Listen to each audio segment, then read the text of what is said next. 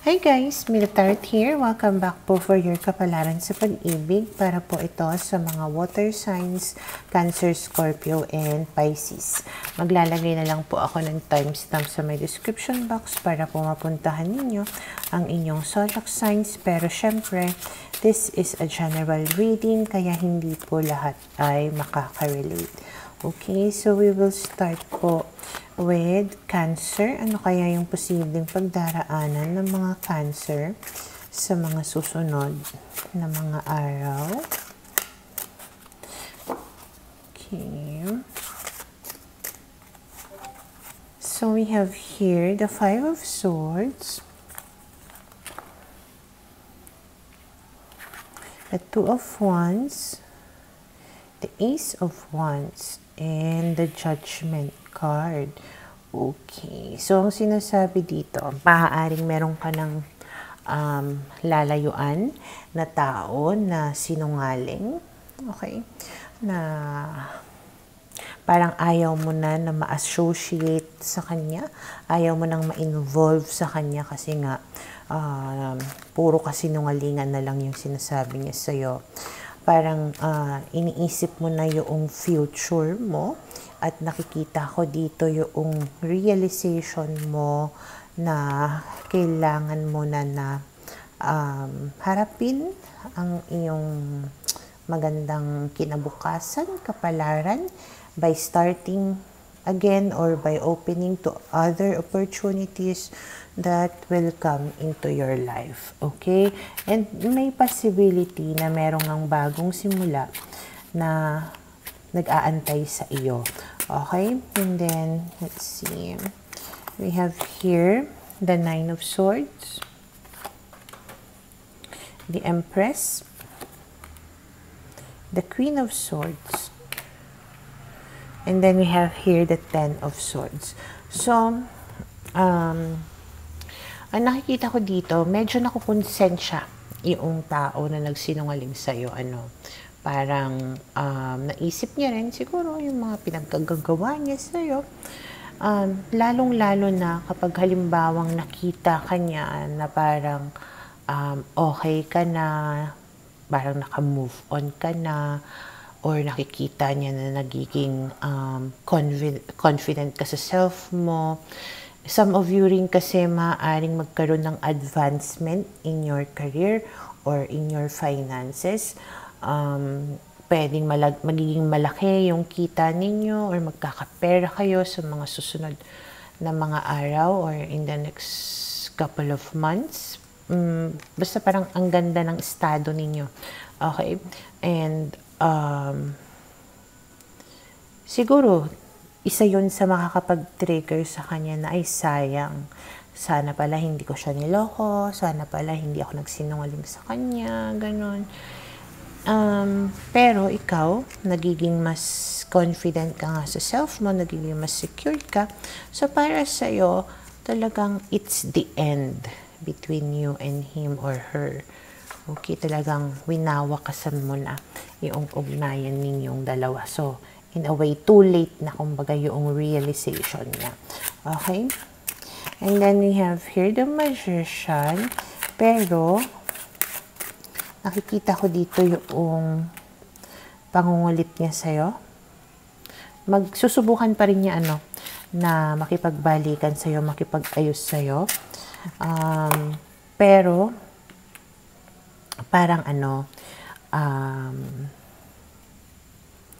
hindi ka sure sa kung ano yung totoong intention niya sa pakikipagbalikan sa'yo.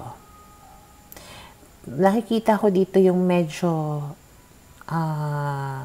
natigilan ka, medyo na-confuse ka sa kung ano yung nararamdaman mo or naiisip mo.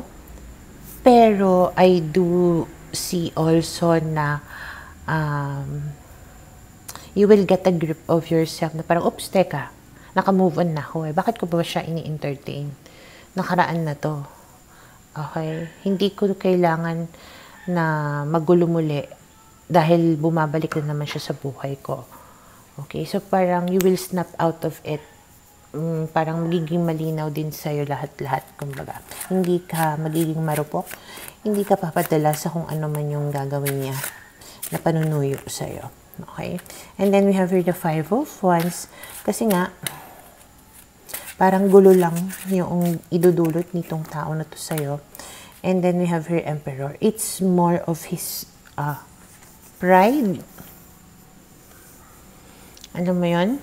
Lalong-lalo na if you're dealing with an Aries, yung in a way, sige nga, tignan natin kung ayaw mo na talaga sa akin, babalikan kita. Parang ganun yung dating. Okay. Pero talagang nire-resist mo siya dito.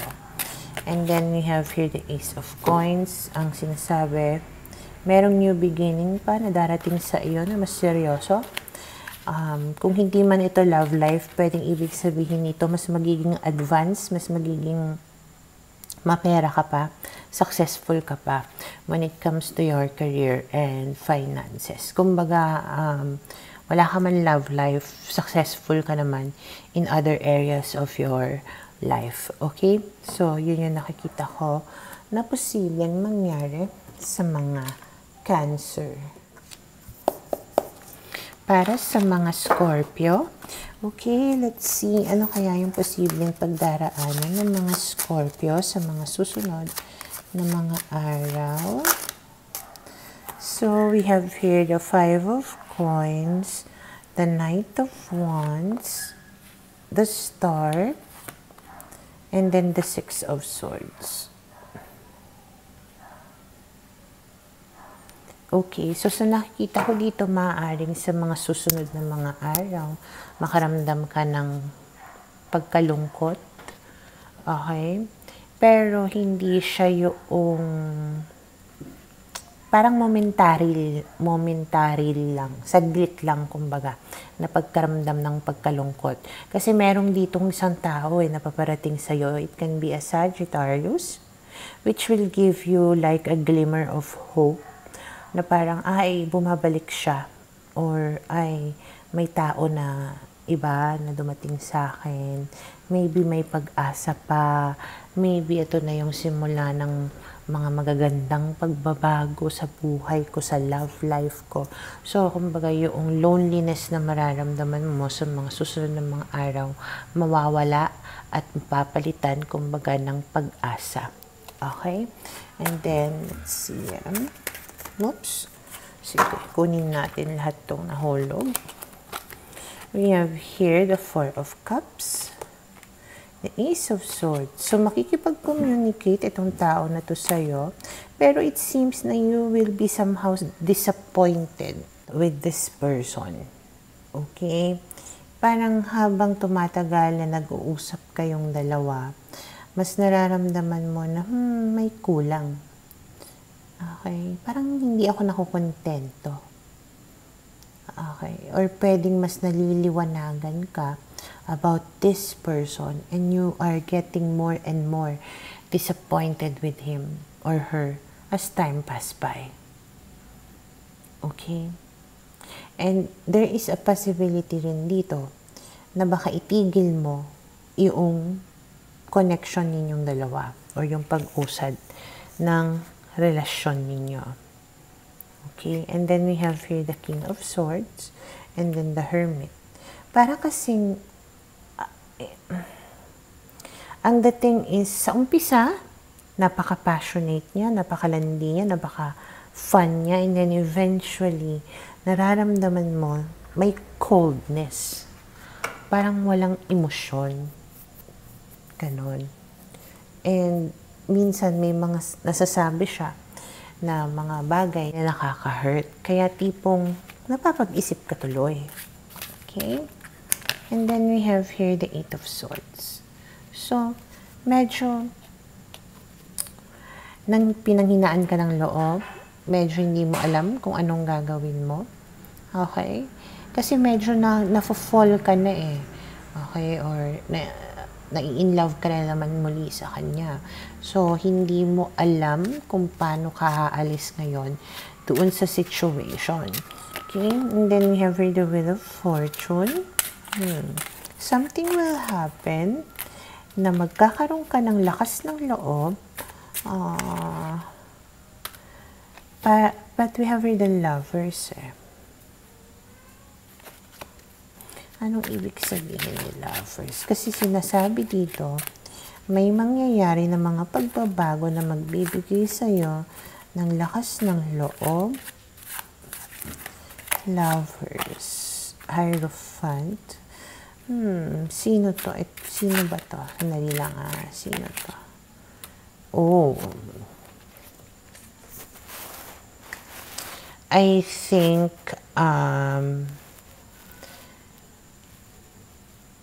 there's going to be a strong connection between you and this person, which is really very hard to break, yung bond na yon.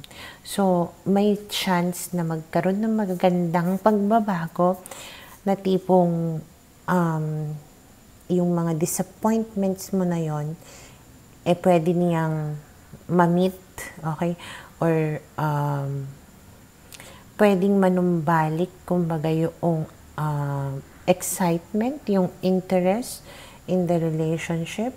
And, parang mas magiging committed kayo sa isa't isa. Okay?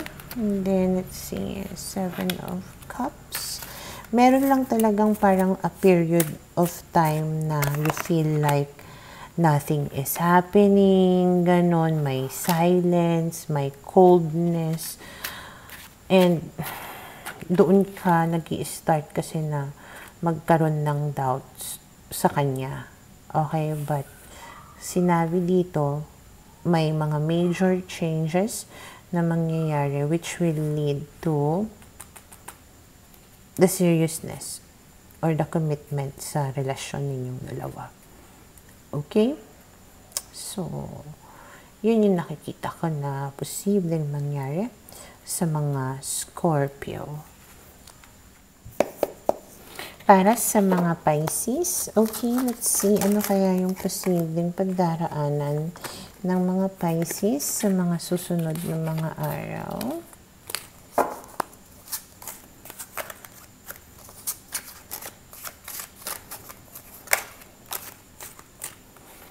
We have here the 5 of Swords, 8 of Coins. Meron tao dito na gustong makipag-ayos sa inyo na konsensya. At maaaring mahal ka pa rin naman itong tao na to. Yun nga lang, sadyang sinungaling kasi siya. May mga ginawa ito sa'yo na talagang iniyakan mo.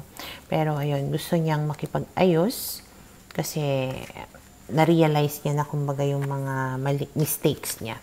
And na-realize niya rin na may feelings pa rin siya para sa'yo. Okay? And then, let's see. We have here the 7 of Cups. Medyo, ka lang. Pag ayos siya sa'yo, medyo nag-isip ka. Okay? Pagbibigyan ko ba? Or hanap na lang ako ng iba.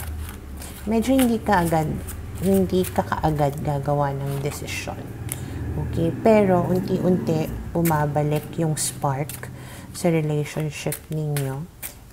Unti-unti naglalandian na naman kayong dalawa at patuloy ka niya na papangakuan ng kung ano-ano, lalong-lalo na if you're dealing with the fire sign or earth sign. And then we have here the Ace of Swords. So, habang tumatagal na nag-uusap kayo, mas nagiging malinaw sa'yo na ay, oo nga, mahal nga niya ako. Okay? And then, we have here the Ace of Coins. Again, 3 aces na yung lumabas. So, there is going to be a new beginning talaga sa inyo na mangyayari. Okay? So, dahil doon sa nagiging clear na yung intentions and feelings niya towards you, mas nagiging kampante ka dito to make a decision, and that decision is makipag-ayos nga at makipagbalikan sa kanya. And then we have here the Hierophant, which is again a very good card. Ibig sabihin, there's a commitment there. There's even a possibility of engagement or marriage that can happen between the two of you. But of course, we have here the Tower. It comes after like a major life changes. Okay, parang may kailangan na mangyari na malalaking adjustment sa buhay mo at sa buhay niya in order for it to happen. And then we have here the Ten of Cups. And when it happens, ibig sabihin magkakaroon kayo ng masaya, happy, mali. In English ko lang. Masaya, kontento, fulfilled na relationship. Okay? At pwede kayong magkaanak, magkapamilya, ganyan. And of course, syempre, yung wedding. And then, justice. Deserve mo yan. Okay, parang you're getting what you really deserve, what you want, and everything is right. Okay? So, yun yung nakikita ko na posibleng mangyari sa mga Pisces.